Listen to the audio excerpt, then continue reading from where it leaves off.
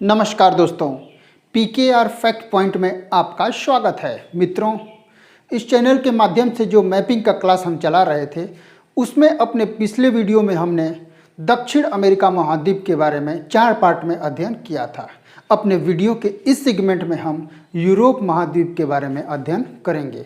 अगर विश्व के राजनीतिक घटनाक्रम की दृष्टि से देखा जाए तो आपको यह जानना बहुत ज़रूरी हो जाता है कि यूरोप के देशों की अवस्थिति क्या है, क्योंकि जब भी आपके रूस और यूक्रेन जैसे संकट की बात होगी तो आपके दिमाग में ये पिक्चर बनना चाहिए कि आखिर रूस कहाँ है, यूक्रेन कहाँ है। ठीक है मित्रों, इसी चीज़ को हम ध्यान में रखते हुए आज यूरोप महाद्वीप के देशों और उनकी राजधानियों के बारे में जिक्र करेंगे। और यूरोप का महत्व तो मित्रों रोमन जब अंपायर था उस समय से साबित सिद्ध है, तो इसलिए आज आपको यह जानना एकदम आवश्यक है कि किस प्रकार से इनकी स्थिति कहाँ है, इनकी राजधानियाँ क्या है। और इसके बाद फिर अगले वीडियो में हम कुछ और पॉलिटिकल बातें लेकर आएंगे यूरोप के बारे में। फिर अगले वीडियो में जो तीसरा वीडियो होगा वहाँ से हम यूरोप के भौतिक भूगोल का जो है अध्ययन करेंगे, जिसमें हम देखेंगे कि यूरोप की जो है नदियाँ कैसी हैं, पर्वत कैसे हैं, कहाँ से निकलते हैं, और झील, झरने, घाटी, पठार इत्यादि का हम अध्ययन करेंगे। तो इस वीडियो में बिना किसी देरी के आइए हम यूरोप के देशों और उनकी राजधानियों से अपना परिचय करते हैं। मित्रों, हम लोग पश्चिम साइड से शुरू करते हैं। ये एक देश है, इसका नाम है आइसलैंड। मित्रों, आइसलैंड जो आर्कटिक वृत्त गुजरता है उसके ठीक दक्षिण है, यानी कि आइसलैंड से जो है आपका आर्कटिक वृत्त गुजर नहीं पाता है, आर्कटिक थोड़ा सा उत्तर से निकल जाता है। इस आइसलैंड की राजधानी जो है वह रेजाविक है और यह विश्व की सबसे उत्तरतम राजधानी है, यानी विश्व की सबसे उत्तर में स्थित राजधानी है। और इसे मध्य रात्रि के सूरज का देश कहा जाता है। अब मित्रों आप आइए आयरलैंड में। आयरलैंड में ये मित्रों इसकी राजधानी जो है वो डबलिन है। और आयरलैंड में आप अक्सर देखते होंगे मैच वैच वहाँ भी होता है। इसके अलावा यूनाइटेड किंगडम यानी यूके में आप आ जाइए, और यूके की राजधानी है लंदन। इनकी अवस्थिति कुछ ऐसी है मित्रों कि यह शेष यूरोप से इंग्लिश चैनल के द्वारा अलग हो जाते हैं।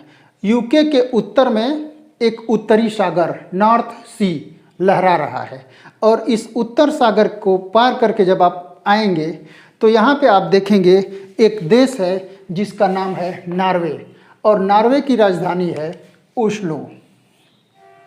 मित्रों, नॉर्वे को फियोर्ड तटों का देश कहा जाता है। फियोर्ड तट मतलब कि बहुत ऊंचे ऊंचे पहाड़ होंगे पर्वत टाइप के और बर्फ़ से ढके रहेंगे, उनके बीच से जो है नदियाँ गुजरती रहेंगी और ये उन देशों के किनारों पे ये घटना घटेगी। समझ गए आप? इसलिए इनको फियोर्ड तटों का देश कहते हैं। इसके बाद मित्रों आप आ जाइए, नॉर्वे के ठीक बगल में पूरब साइड में एक देश है जिसका नाम है स्वीडन, और इसकी राजधानी है स्टॉकहोम। आप इस मार्कर पे गौर करिएगा। नॉर्वे स्वीडन के बाद एक खाड़ी है जिसे कहते हैं बोथनिया की खाड़ी, और बोथनिया के खाड़ी के फिर आप पूरब चले आइए तो यहाँ पे आपको मिलेगा फिनलैंड। और फिनलैंड जो है मित्रों ये जो है इसकी राजधानी है हेलसिंकी। फिनलैंड की राजधानी है हेलसिंकी। इसे 1000 झीलों का देश या वनों की भूमि के नाम से भी हम जानते हैं।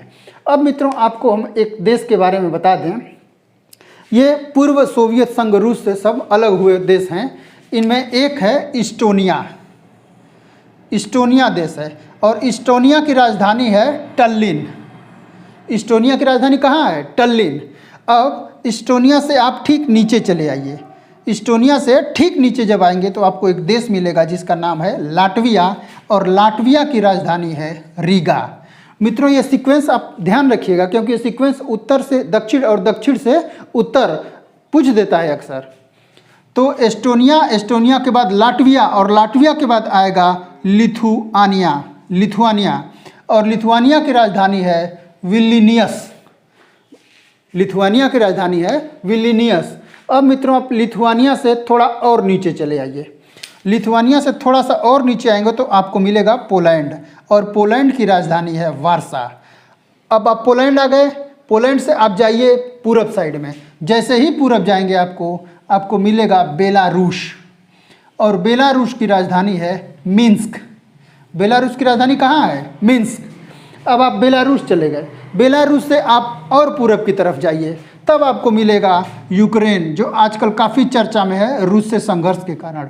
और यूक्रेन में जब आप जाएंगे तो यहाँ की राजधानी आपको मिलेगी कीव। यूक्रेन की राजधानी है कीव। अब मित्रों, यूक्रेन से जब आप थोड़ा नीचे दक्षिण साइड जाएंगे तो आपको एक देश मिलेगा जिसका नाम है रोमानिया, और रोमानिया की राजधानी है बुखारेस्ट। यहाँ पे मित्रों आप गौर करिएगा, यूक्रेन और रोमानिया, यूक्रेन की राजधानी कीव और रोमानिया की राजधानी बुखारेस्ट, इन दो देशों के बीच एक देश मिलेगा जिसका नाम है माल्डोवा। छोटा सा देश है माल्डोवा, और इसकी राजधानी है चिशिनाउ। इसकी राजधानी है चिशिनाउ। यहीं पे मित्रों आपको, ये पूरा रूस है, आप इधर रूस है पूरा का पूरा। अब मित्रों यहीं पे मिलेगा आपको काला सागर। इसके अलावा अजोव सागर भी यहीं पे स्थित है। काला सागर मित्रों 5 देशों से सीमा बनाता है, और वो 5 देश कौन कौन से हैं ध्यान रखिएगा। रूस, यहाँ पे यूक्रेन, यहाँ पे रोमानिया, फिर इसके बाद बुल्गारिया और टर्की। इन 5 देशों से काला सागर सीमा बनाता है, आपको ये ध्यान रखना होगा। अब आप रोमानिया आए थे, रोमानिया की राजधानी बुखारेस्ट थी, उससे थोड़ा दक्षिण आ जाइए, ये देश देखिए, इसका नाम है बल्गारिया या बुल्गारिया, और बुल्गारिया की राजधानी है सोफिया। सोफिया के पूरब में मित्रों तुर्की का छोटा सा अंश यूरोप महाद्वीप में भी पड़ता है, वैसे ज़्यादातर तुर्की जो है वो एशिया महाद्वीप का हिस्सा है। अब मित्रों जब आप बुल्गारिया से होकर आप और दक्षिण की तरफ आएंगे तो आपको मिलेगा ग्रीस, और ग्रीस की राजधानी क्या है? एथेंस। वही ग्रीस, सिकंदर वाला पुराना ग्रीस। अब मित्रों ये ग्रीस और तुर्की के बीच में एक सागर लहरा रहा है जिसका नाम है एजियन सागर। ठीक है मित्रों, ग्रीस और तुर्की के बीच में एजियन सागर लहरा रहा है। इसके अब मित्रों देखिए ग्रीस, इससे थोड़ा ग्रीस से ऊपर आप जाइए, ग्रीस से ऊपर जाएंगे तो आपको मिलेगा मैसिडोनिया, और मैसिडोनिया की राजधानी है स्कोप्ज। ग्रीस से थोड़ा ऊपर मैसिडोनिया, और मैसिडोनिया की राजधानी क्या है? स्कोप्ज। और आप स्कोप्ज से जैसे ही थोड़ा सा ऊपर जाएंगे आपको मिलेगा एक देश जिसका नाम है कोसोवो, और कोसोवो की राजधानी है प्रिस्टिना। अब मित्रों जब आप कोसोवो तक पहुंच गए तो आप थोड़ा सा और कष्ट करिए और पहुंचिए सर्बिया तक, और जैसे ही आप सर्बिया पहुंचेंगे, एक प्रसिद्ध और ऐतिहासिक देश है, और इसकी राजधानी आपको मिल जाएगी बेलग्रेड। ठीक है मित्रों, यहाँ तक आप कन्फर्म हुआ? सर्बिया तक। अब सर्बिया के बाद जाएंगे तो इतना दूर यात्रा करने के बाद निश्चित रूप से आप हंगरी हो जाएंगे, तब आपको एक देश मिलेगा, उसका नाम है हंगरी। ठीक है, यहाँ पे बुडापेस्ट राजधानी है, यहाँ पे नाश्ता पानी करिए, आराम करिए, एंजॉय करिए। इसके बाद फिर आप उत्तर की तरफ यात्रा करिए, तब आपको मिलेगा स्लोवाकिया। क्योंकि हंगरी में आप भूखे थे, अब स्लोवाकिया में सोना पड़ेगा कि नहीं, तो आप स्लोवाकिया में सो जाइए और ब्राटिस्लावा में एंजॉय करिए। ब्राटिस्लावा जो है ये राजधानी है स्लोवाकिया की। अब मित्रों ये पोलैंड आपने देखा था। अब कुछ ऐसे देशों के हम नाम बताते हैं आपको जो एड्रियाटिक सागर, ये एड्रियाटिक सागर है, एड्रियाटिक सागर के तट पर स्थित हैं, जिसमें सबसे फेमस तो इटली ही है एड्रियाटिक सागर में, एड्रियाटिक सागर के तट पर। अब देखिए ये एड्रियाटिक सागर के तट पर एक देश है जिसका नाम है स्लोवेनिया। स्लोवेनिया की राजधानी है लुब्जलजाना। स्लोवेनिया की राजधानी है लुब्जलजाना, और ये एड्रियाटिक सागर के तट पर है। इसके थोड़ा सा और नीचे आइए स्लोवानिया से, तो एक दूसरा देश एड्रियाटिक सागर के तट पर है, इसका नाम है क्रोएशिया, और इसकी राजधानी है जाग्रेब। ठीक, अब 2 देश हो गए जो एड्रियाटिक सागर के तट पर है। अब तीसरा चले आइए, जो देखिए B&Z लिखा हुआ है। B&Z का मतलब बोस्निया एंड हर्जेगोविना, और बोस्निया एंड हर्जेगोविना की राजधानी है साराजेवो। तो ये 3 देश हुए जो एड्रियाटिक सागर के तट पर हैं। अब चौथा देश कौन सा है? देखिए बोस्निया हर्जेगोविना से नीचे चले आइए मॉन्टेनिग्रो। मॉन्टेनिग्रो में जब आप आएंगे तो पाएंगे कि ये भी एड्रियाटिक सागर के तट पर है, और इसकी राजधानी है पोडगोरिक। ठीक है मित्रों, पोडगोरिक। अब 4 देश हो गए। 5वां देश कौन सा है? अल्बानिया, और इसकी राजधानी है तिराना। अल्बानिया एड्रियाटिक सागर के तट पर बसा हुआ है, और इसकी राजधानी है तिराना। तो एड्रियाटिक सागर के तट पर हैं Italy, Slovenia, Croatia, Bosnia Herzegovina, Montenegro और अल्बानिया। ये देश जो हैं आपके 6 देश जो हैं एड्रियाटिक सागर के तट से सीमा बनाते हैं। अब मित्रों आप चले आइए इटली से, ये इटली है पूरा, इटली से थोड़ा ऊपर आप जाएंगे तो आपको मिलेगा आपको ऑस्ट्रिया और इसकी राजधानी है वियना। ऑस्ट्रिया से ऊपर आप जैसे ही जाएंगे आपको मिलेगा एक देश जिसका नाम है चेक रिपब्लिक और इसकी राजधानी है प्राग।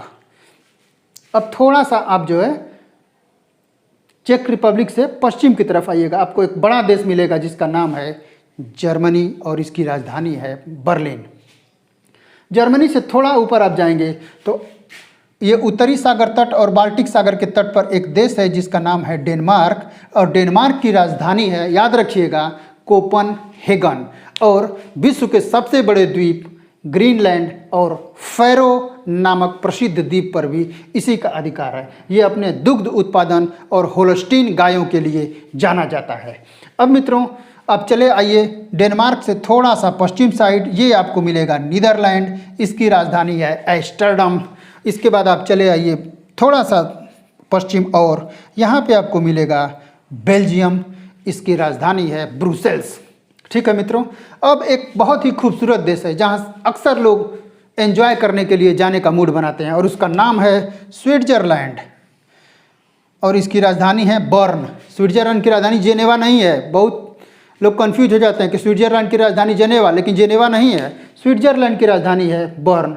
अब मित्रों एक बड़ा देश आता है जिसका नाम है फ्रांस, और इसकी राजधानी है पेरिस, जिसे फैशन की नगरी भी कहा जाता है।